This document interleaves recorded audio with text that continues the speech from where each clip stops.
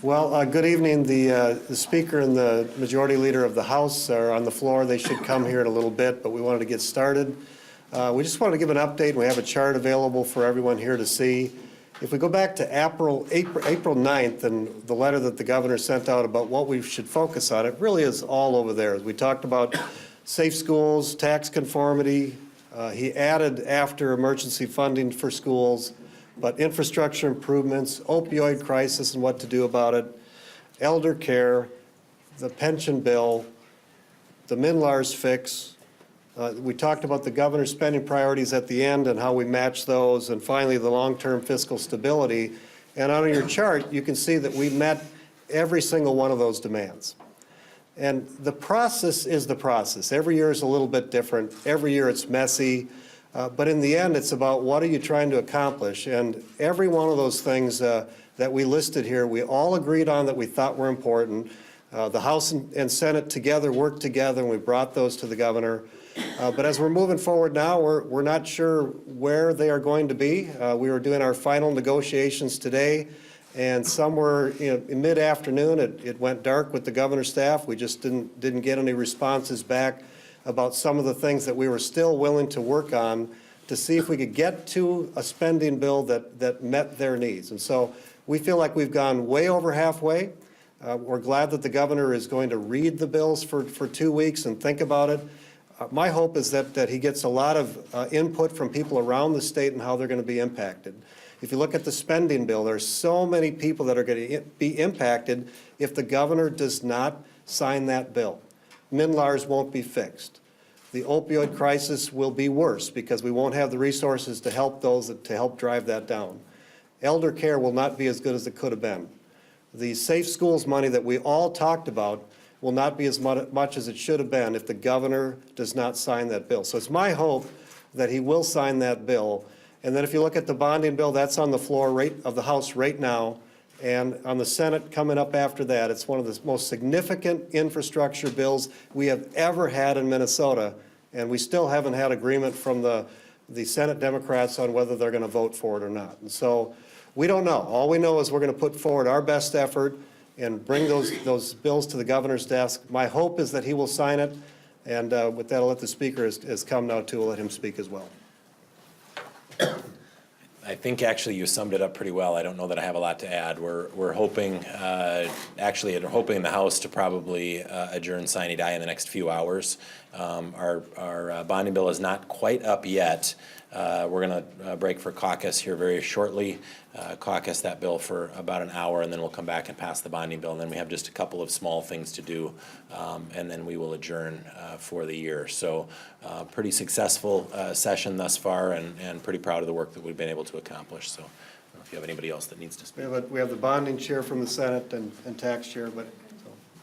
Well, thank you, Mr. Majority Leader. I'm pretty excited tonight, and as those of us that do the work of chairs, year in and year out, you know when you got a good bill, and you know when you maybe don't have as good a bill. And I will tell you, the bill this year is really, really, really good. North, south, east, west, addressing every kind of issue, problem that I can imagine, whether it's the environment, whether it's education, whether it's groundwater, whether it's surface water, whatever it might be, we're addressing it in this bonding bill. Huge transportation infrastructure, $500 million plus of new transportation infrastructure in this bill. It is all about taking care of Minnesota, but moreover, I just want to emphasize it, it is all about jobs, jobs, jobs, jobs, and jobs. This is a jobs bill. It's a good bill. Hoping we can get it off the floor tonight. We're going to work hard to do that. Excited about it. Hope we go forward and, again, make Minnesota better through this year's bonding bill. Any questions? How much is the bonding bill? What's the total it's at now? It's 825 GO. You count everything, it's $1.5 billion. Why don't you guys have a standalone bill on safe schools? Yep. So we certainly considered whether we should do safe schools separate or not, and even as much as 2 days ago. In the end, it just seemed to make the most sense to leave it in the bill where it was at. There's been a number of bills that the governor has vetoed, from protesting to the ultrasound bill that we had. The registrar, the deputy registrar's bill was also vetoed. We ended up leaving it in there. But we also put it in the bill, the bonding bill has another 25 million of safe school funding. So we put it in a number of places. And if you look at all across the numbers, it's well above 250 million that we have for education from the pension bill, bonding bill, spending bill, and the tax bill. And so, but that's the short answer. But I mean, this was a thing that the other day the speaker said, I don't want to put words in his mouth, but like, if nothing else gets done, we should do this. Everybody has said it's their top priority, and we know that if it is in a standalone bill, if the governor keeps his word, he would sign it. Well, you know, we sent the governor a standalone bill to reimburse the deputy registrars for their losses because of this. And you know, when we think the governor wants a standalone bill, he vetoes it and says, I can't sign it because it's not part of a bigger bill. So, you know, you just sometimes can't win with this governor. But what we're doing is we're putting together great legislation. There's a lot of other really good provisions in that bill. You know, there's a likelihood that special education will get probably a loss of $60 to $90 million next year if this bill isn't, the spending bill isn't signed into law.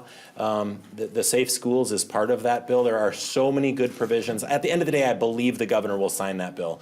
We've made every effort to remove the offensive provisions, the things the governor said that he didn't like, and I think at the end of the day he will sign that bill. I'm also hopeful on the tax bill. When you look at, remember, it was the governor who said, I won't sign a tax bill unless I get money for schools, and we all support giving schools the resources they need to make sure that we retain our good teachers and that we keep our class sizes low, and the governor asked for $130 million. You know what? We did one better. We sent him a bill today that gives schools access to $225 million. So we're going to find out real quick if it wasn't really about the kids. I trust the governor, though. I think it was about the kids. And I think he's going to take a look at that bill and say, I absolutely will sign this bill, and I'm going to be proud to do it because of that funding for schools. It's an impressive package of bills that we're sending him, and I think he's going to sign all of them. Did I understand you to say that you have been not in communication with the governor or the governor's office in the last few hours, and so you're apparently passing these bills without knowing if he's exactly going to accept them? Yeah, mid-afternoon, we were reaching out to some of the governor's staff and wondering why we were not getting communication back. In the end, that's why I said it went dark. It felt like the negotiation part was done. We are still going to remove a couple other provisions that came in late that we think would, maybe we're too far from where the governor was at, but that was our decision, is to keep moving forward. We don't have any more time. We've got to move forward. What other provisions, and is this going to be kind of an omnibus repealer bill that could maybe help try to force the governor's signature?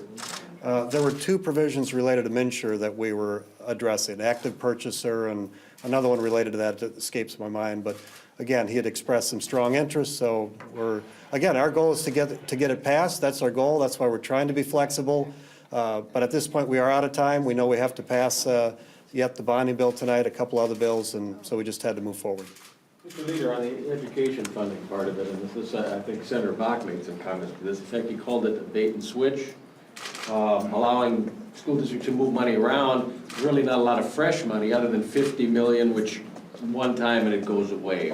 No, that's not true. I mean, yeah, go ahead. You know, I would answer that, and, you know, we heard that on the House floor too, but in fact, this is something that's been done before, was done in 2011 with this very same governor, the 2% set aside, and it was done by the Democrats in the House in 2008 with the community education money. So I think the ability to have access to that money is still money, and the school trust land money, that's new money. So when you look at that and you look at the additional money in the bonding bill, we have gone above and beyond to meet the governor's needs on both the emergency funding and the safe school. So he should have absolutely no reason to veto either one of these bills. Was this a successful session? I'm looking at what you did. Do you consider this a success? Well, you know, we're about getting things done. Republicans are, and that's why we said early on what we were going to do. We were going to focus on a bonding bill. We were going to make sure the tax bill conformed, and we were dealt with what we called caring for Minnesotans, which had to do with, you know, fixing MNLARs, the elder abuse issue, the school safety issue. All of those were issues that we focused on. Sort of like last year, we talked about the things we were going to do. We were going to do tax relief for farmers, seniors, small business owners, people with student loans. We were going to pass transportation. We're going to fund education with reforms. We're going to fix MNLARs. Well, all of those we said and did, and it was very, very successful. This time we said all those things, we focused on them, but it seemed like the goalposts changed come about April 9th, or just after April 9th. That was the last letter where we were all on the same page. And then suddenly, just a few weeks ago, it was $138 million more for education from the governor. And that was where, when the goalposts changed, we thought, how can we work with the governor? So you saw our proposals that Representative Peppin talked about. We tried to meet him halfway on that, but we still were focusing on all the things we thought we should do that we all agreed on in the beginning and all the way as far as April 9th. A lot of people are disappointed in opioids, elder care, there's no gun legislation, and so far no bonding bill, you hope tonight. So on the opioids, we did put in around $10 million this year. It didn't matter to us whether it was a fee, a tax on a penny a prescription, or a general fund. For many of us, we just wanted to make sure we had $10 million available.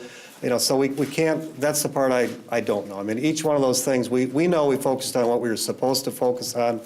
Where the governor's at, we're going to find out as he reviews the bills. Senator, based on what he said this morning, he's not inclined to sign almost any of these bills. If that happens, if he vetoes them, how successful will this session be, and what will be the result for Minnesotans? A successful session really takes the House and Senate working together, and then the governor working with them, and then keep him signing off. But in the end, I can't control what the governor's going to do. I can't control when he moves the goalposts. We can focus on what we agreed on from the beginning all the way through to the middle and almost to the end. And that's the stuff I hope he still signs. It's really important for Minnesota. I think one of these next few days will probably bring in real people related to all the different issues that we passed. I'm thankful the governor is going to think about it for 2 weeks, because there's a lot of people that are going to be impacted by this. And I think it will be good for people to see exactly how good this bill and what the impact is if we don't do something about it. Is there $9 million for the deputy registrars anywhere else in this? And if not, then can I hear from each of you about the potential for an override? Well, the deputy registrar bill, we are extremely disappointed the governor vetoed that bill. Even in his veto letter, he says, I support this money for the deputy registers. Confusing. Again, he keeps saying, send me a bill, individual bill all by itself, a standalone bill. We sent him that. He vetoes it anyway.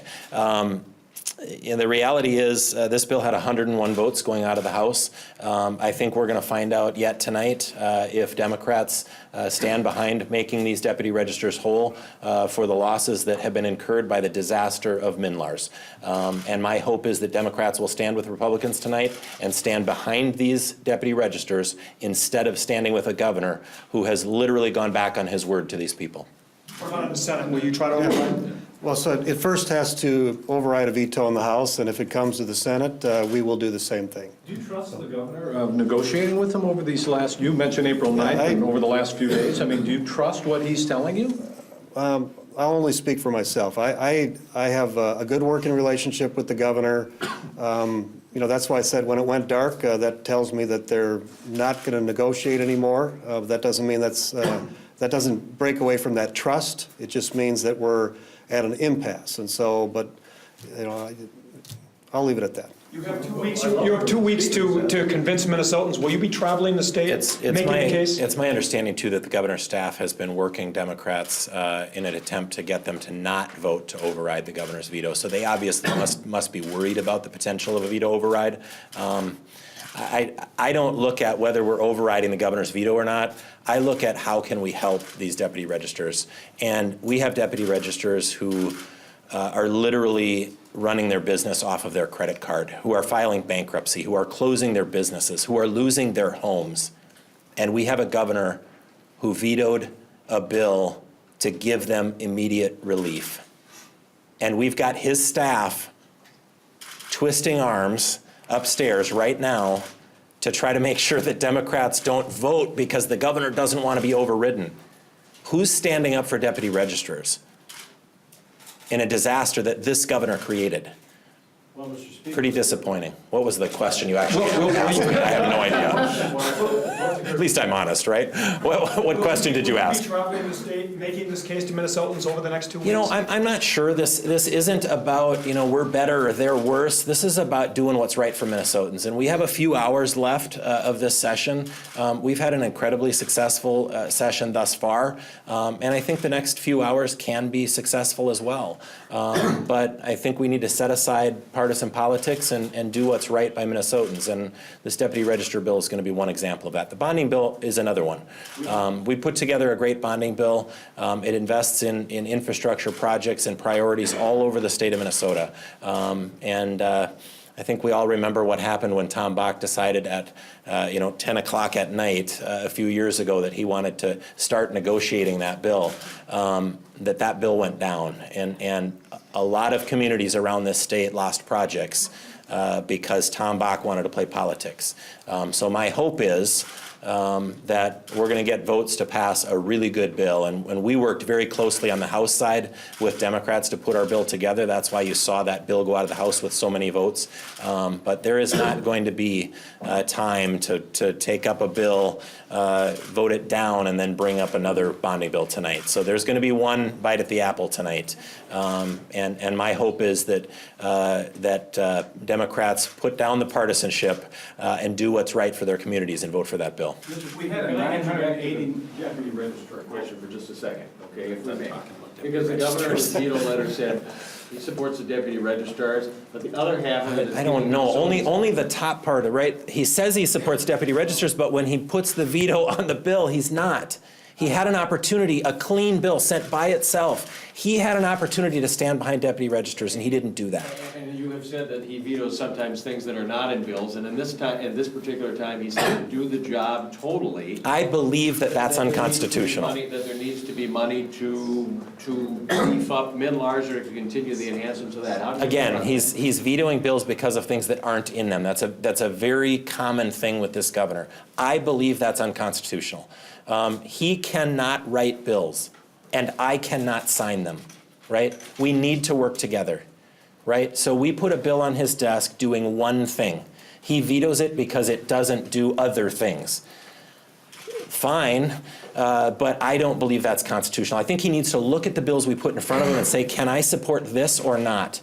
And I have a feeling that when deputy registers look at what happened this session and who had their back and who didn't, they're going to be pretty disappointed that the governor looked at a bill that would have rescued them from this disaster he has created, and he said no. We had a 989-page supplemental budget bill. John Marty has this sort of dystopian vision that at some point we're going to see a session with one bill pass the entire legislative session. Is that a possibility? Is that a realistic possibility at this point? Well, go back 3 or 4 years when Senator Cohen was the finance chair, and they had a bigger omnibus bill too. Having said that, I am certainly open, and one of the things I'm taking as a relatively new majority leader is the idea of splitting it up a little bit more, just straight up. But it's not uncommon. It's certainly not the first time that this has been done this way. Mr. Speaker, will you, are you promising to put up the pensions bill for a vote tonight, or are you waiting to get a little bit more involvement from the governor? We are planning to take it up. It's on our calendar today.